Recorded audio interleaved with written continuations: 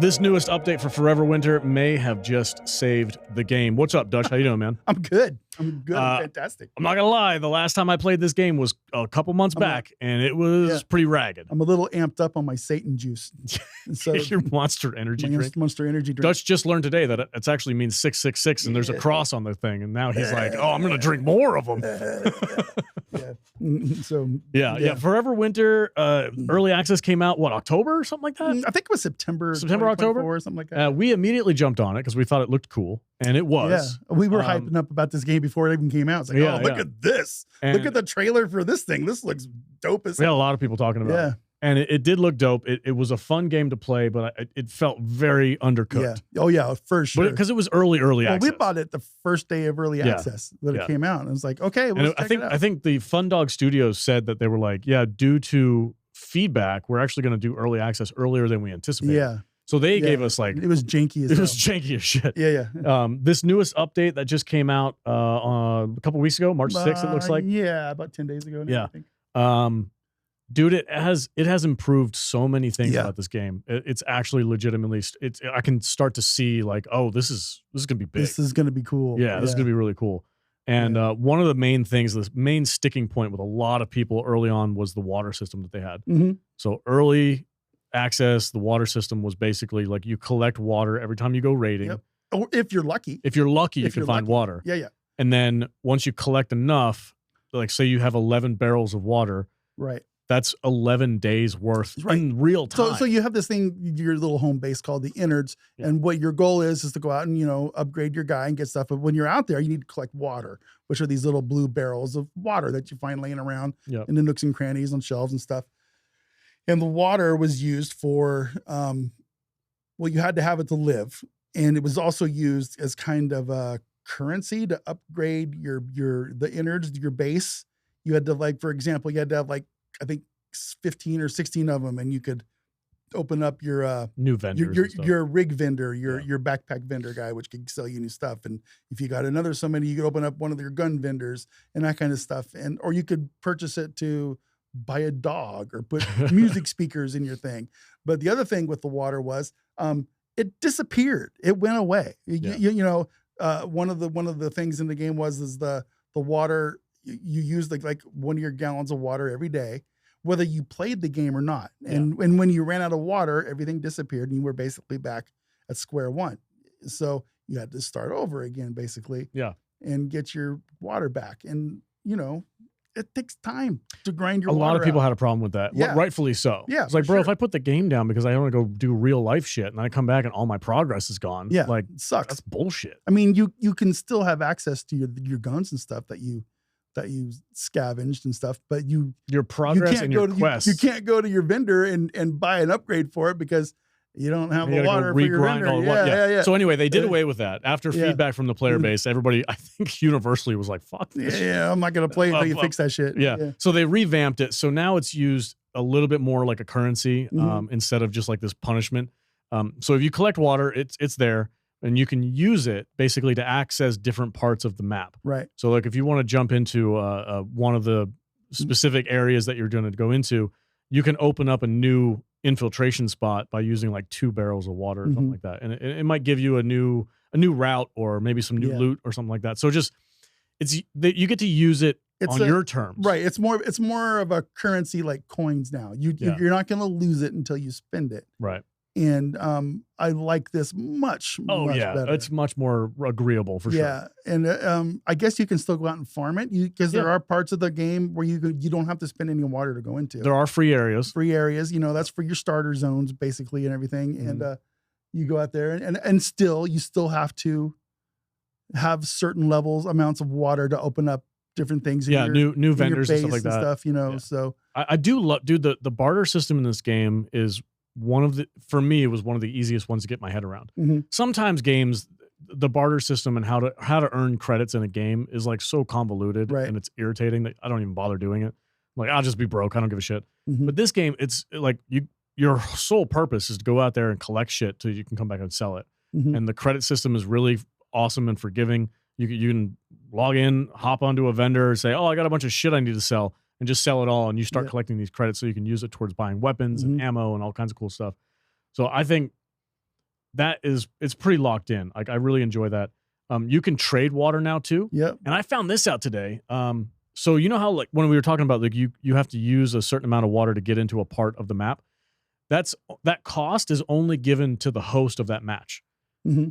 So somebody else, if your buddy is with you and you're hosting, it's like I have to spend my water to get you guys going to the things, right? But we can get. When but you I'm can the be one like hosting all the games. But listen, that's some bullshit. Listen, now you could be like, hey, everybody give me one thing of water, and that'll pay for us to get to this place. There's a ticket to get in here. Guys. There's a ticket. Yeah. Well, pony up. Fob Hopper, you got 4 water. Salty, you give me 1. Yeah. I'm kidding. Another massive update for this is the gunplay. So I know when we first played it the first time around, like aiming down sights was janky. It was not fun to get into a firefight. It was super punishing, and you almost always died. They've revamped the whole aiming down sight system, the recoil system. It feels so much cleaner, so much smoother. It's still never a good idea to get into a gunfight, but when you're forced to get into a gunfight, you don't feel like you're immediately going to lose. You're like, oh, I have a chance. I can pop a couple shots and I can bounce. The game still feels like you want to be as sneaky as possible when you're playing by yourself. Yeah. But when you're playing with a full squad, when you got 4 guys like we did last night, you feel a little more comfortable. Safety in numbers. getting into some gunfights with some of the squads that you see in the game. You still want to like duck behind the cover and let the game NPCs kill each other. That's what but I then really you like can go about in it. and you can mop out the survivors, you know, if you want to. The enemy AI has had a revamp as well, and I love the fact that like you're there, you have your squad, but they don't really care about you because they're focused on fighting the actual enemy. Right. So you might be like standing on this balcony looking, and these guys are just going at it. And then once they're done fighting and they kind of move on, you go down there and you scavenge your parts and you get your weapons and you get all this and they destroyed a mech. Let's go over there and see what we can get out of that. That strategic aspect of this game is so unique because they were like, you're not the guy. Nope, you're not the dude. Don't pick a fight because you're gonna die. Right. But after the fight's over, you can go in there and you can kind of collect shit, and it kind of changes the way you look at a first person or third person shooter or whatever you want to call it. There's a lot of aspects of this game that and I'm very much looking forward to diving into this game more and talking about this game more in the future because it's going to be deep and it's going to be a lot of stuff. To talk about. It's going to be a lot of fun. I want to briefly just talk about the aesthetic of this game. Yeah, go for it. It's intense. It's horror. It's blood. It's apocalyptic. It's unlike anything I've ever played, or anything I've ever really seen or been a part of. It's so gothic, dude. It's future horror. And I mean, you're going to come across scenes where there's just corpses hanging from their toes, looking like a freaking bunch of piñatas hanging from a tree. Yeah. Just because, you know, the AI bots in the game thought it was cool. You know, it's like, oh, stupid humans. You know, the color palettes in this game it's so depressing. It's very depressing. I think you got to kind of be careful because, you know, pop a Xanax or something before you play because, you know, you don't want to like. Don't do drugs, kids. No, don't do that. But yeah, you know what I'm saying? There's something about this game that. There's a real dark undertone. Real dark, yeah. And you're like, oof. Yeah, you know, I mean, it's very much, you know, you remember the opening scene of Terminator? Oh yeah, of course. Where they're walking on the skulls. Yeah. And it's kind of like that. T2, right? Better. Yeah. Or the first one. The first one. The first one, yeah. Yeah, or maybe the second one. I don't remember which one it was. It's been a while. But you know what I'm talking about. So, it's a very, very, very cool aesthetic, and I would love some artwork from this game just to hang on my wall. To be perfectly honest, that crazy gothic shit. Yeah, I love it. It would look good in my computer. There was something new that happened, and I'm not sure if maybe I forgot about it or it wasn't optimized in the old version of the game. But this newest version, when we played the other night, I remember crawling through this trench, and it was just chaos all around us and everything. And then I hear this sound I haven't heard before, and I look up, and it's just this freaking flying wing. Massive city-sized bomber flying overhead, and I was just like, "Oh my god, dude!" Is that the one that drops all the corpses? It drops the corpses off of it. Yeah. Oh god. Yeah. Dude, it's so creepy, and it feels so imposing when you're in this little trench, and you're like, this little dude with a backpack. You're like, oh my God. What is going on? Yeah. And those corpses stand up and start attacking you, by the way. Oh, yeah. Yeah. They get up, they see you. They get up and chase you. Speaking of being chased, there's two things I want to mention for people who might be brand new to the game. We've got one player in our squad who's like top tier level guy. He's got all the coolest guns and all the heavy weapons and everything. He's got grenade launchers and all kinds of crazy shit.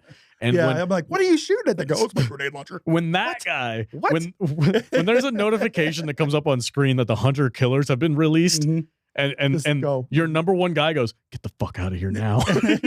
Get to extract it right now. It's like, okay, shit, we gotta go. Where's Salty? Oh shit, he's on the other side of the map. I left. See ya. We're done. Yeah, it's got that panic-inducing element to it when you're playing. Dude.